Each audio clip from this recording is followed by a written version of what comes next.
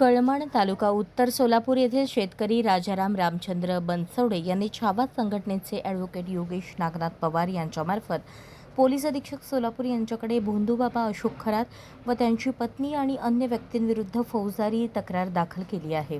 सोलापूर पोलिसांनी या प्रकरणाची गांभीर्याने दखल घेऊन सर्व आरोपींवर तात्काळ कठोर कारवाई करावी, अन्यथा छावा संघटनेच्या वतीने मोठे आंदोलन उभारण्यात येईल असा इशारा छावाचे ॲडव्होकेट योगेश पवार यांनी दिला।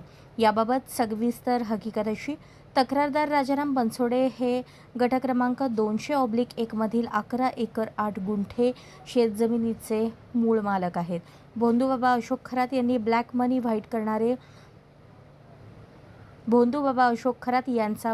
व्हाईट करणारे नरखेड तालुका मोहोळ येथील शुक्राचार्य मारुती कोल्हाळ व रणजित ब्रह्मचारी कोल्हाळ यांनी 1.5 कोटी रुपयांचे आश्वासन देऊन नोव्हेंबर 2021 मध्ये सदर जमीन भोंदूबाबा अशोक खरात यांच्यासाठी अवघ्या 50 लाख रुपयात खरेदी केली।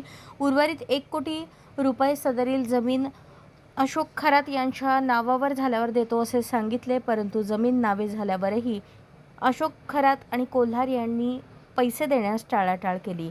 मार्च 2024 मध्ये रणजित कोल्हाळ याने ही जमीन अशोक कुमार एकनाथ खरात व कल्पना खरात यांना तब्बल 2,40,91,000 रुपयात विकली। खरेदी खतात शेतात 4-5 वर्षांची 2,000 डाळिंबाची झाडे, बोरवेल, विहीर, शेड, गोठा असल्याचा खोटा उल्लेख केला। प्रत्यक्षात जमिनीत कोणतीही फळबाग नाही। जमीन तक्रारदार मूळ मालकांच्याच ताब्यात आहे। त्या जमिनीचे शासकीय बाजार मूल्य 79 लाख असताना तिप्पट किमतीने व्यवहार करून काळा पैसा पांढरा करण्याचा हा सुनियोजित कट असल्याचे तक्रारीत नमूद आहे। तसेच शक्तीपीठ महामार्गाच्या संपादनापोटी मिळणारे 8-10 कोटी रुपये हडपण्यासाठी 2,000 डाळिंब दाखवून नियोजनबद्ध कट रचण्यात आल्याचेही तक्रारीत नमूद करण्यात आले आहे। तसेच राजाराम बनसोडे यांनी पैशांची मागणी केली असता खरात व कोल्हाळ या आरोपींनी जीवे मारण्याची धमकी दिली व जादूटोणा करून संसार उद्ध्वस्त करण्याची भीती घातली। भोंदूबाबाची दहशत व राजकीय वरदहस्त यामुळे बनसोडे यांनी तक्रार दिली नसल्याचे सांगितले।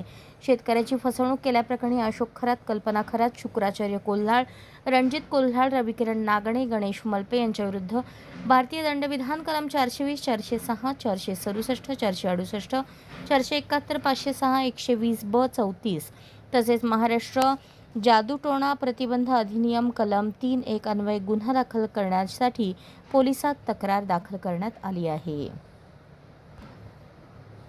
अशाच नवनवीन अपडेटसाठी जनता राज्य न्यूज चॅनलला सबस्क्राईब करा, लाईक करा आणि शेअर करायला विसरू नका।